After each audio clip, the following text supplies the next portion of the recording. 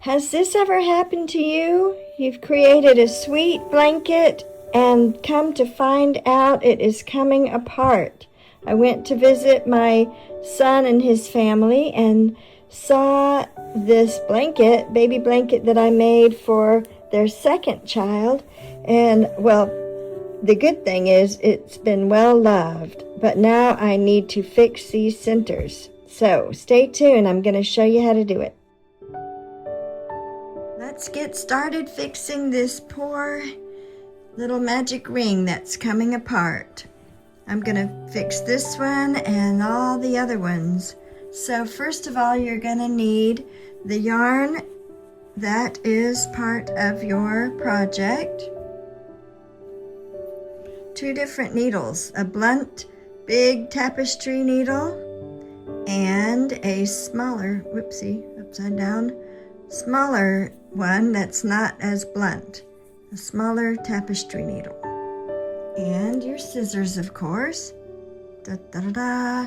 So, first of all, we're going to cut a long strand of yarn. Okay, I've got my long strand of yarn, and I'm going to start out with the larger blunt needle. So, thread your blunt needle.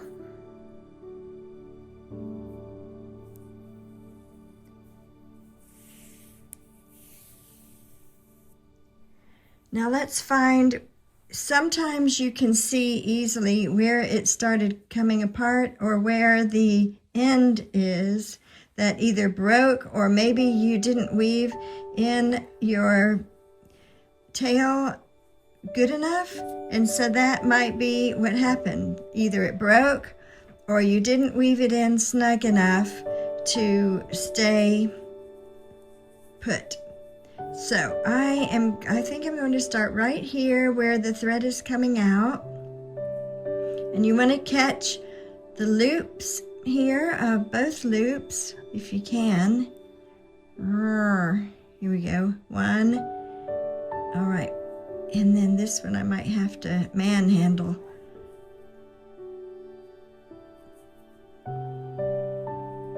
Whoopsie, I fixed one yesterday and had the same issue when we start.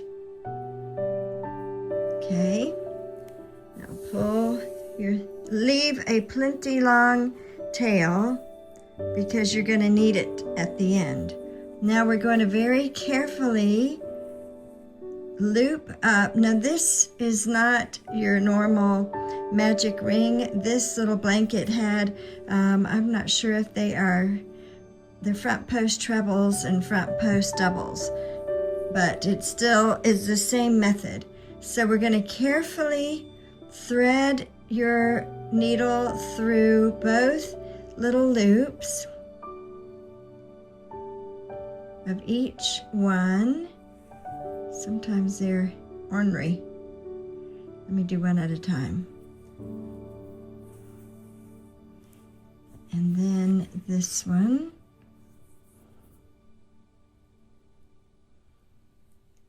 Sometimes I end up reverting back to the smaller one, but the smaller needle, but I think this is going to work. And then you go on to the next one, and you don't pull it tight yet. You're just going to loosely, might have to do 1 loop at a time, loosely thread through, weave through. See, I'm not going to pull it tight yet. On to the next.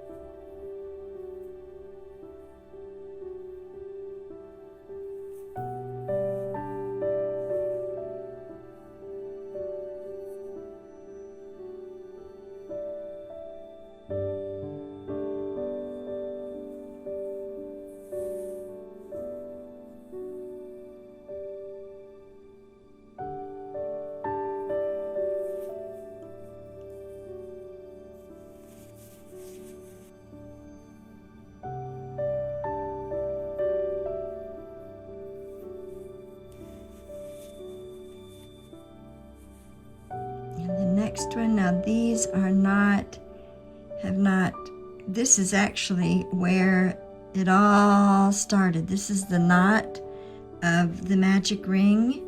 So I'm actually going to go underneath here because I want to get all of these.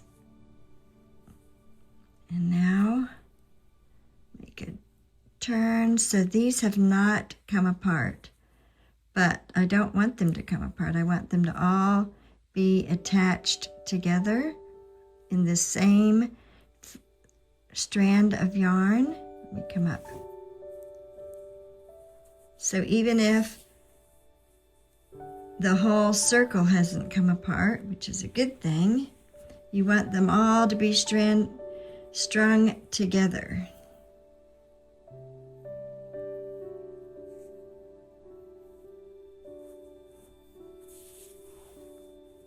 Some of them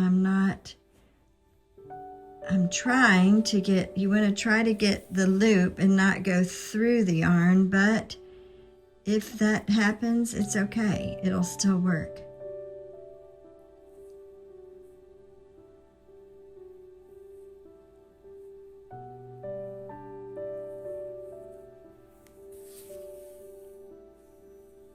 Almost there.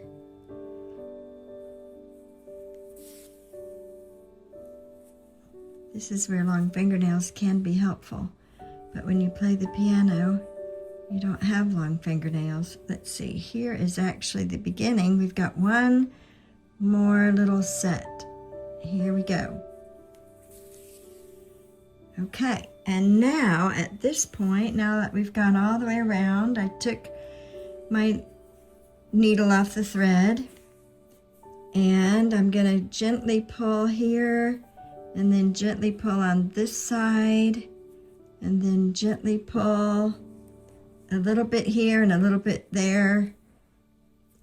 Then you can actually, since you're repairing it, you can tie a knot. You can tie a double knot and then you can hide it.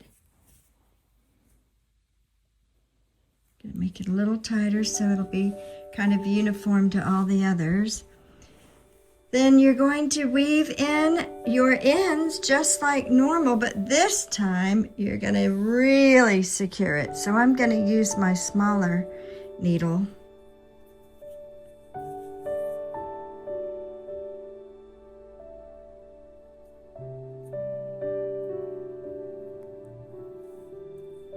And normally, let's see, I would do this on the back. Okay, I think I will.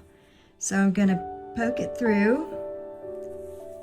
And let's just do, I'll show you the first one, the first strand.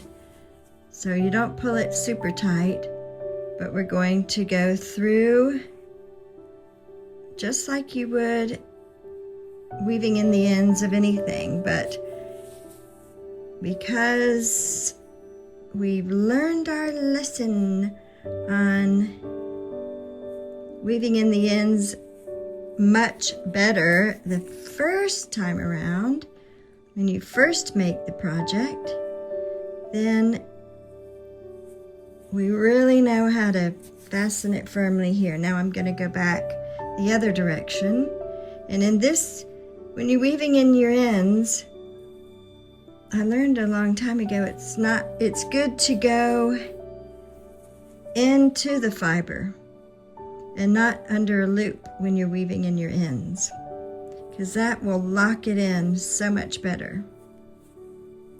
Now you could do it one more time. I'll do that just to show you. So I'm going to go one more time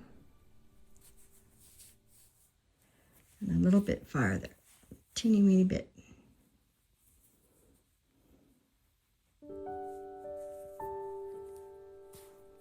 And one more. And then you're probably asking, well, what do you do about that little end? That was the original bugaboo. Whoopsie. Okay, now I am going to cut this one, flip it over, Okay, so here's the original. What you can do is you can try to weave it in, but it is not going to go anywhere, because once you weave in both of the newer tails really secure, the one that was the bad guy, the original, is not going to go anywhere. But it's so tiny, I'm not sure if I'm going to be able to do that, weave it in, but let's see. I'm going to weave it in as normal. I'm going to do first I'm going to do the needle through. Then I will attempt now to thread the needle with the teeny weeny. Okay, oops, that's not fully.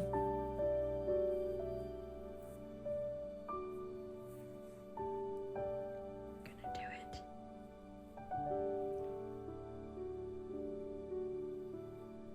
Yay. Okay, and now I can snip it a little there. All right, and then I'm going to go back and weave this one in just like the others. All right, so that is how you fix a loose magic ring that's come apart on your granny square or your hexi, and now it is not going anywhere. And you know what? I think that I will actually go back. I'm thinking of reinforcing all of them. I think I will go back and reinforce all of the little hexis, because I bet my grandson is going to keep using this blanket and playing with it. Here's another bad one.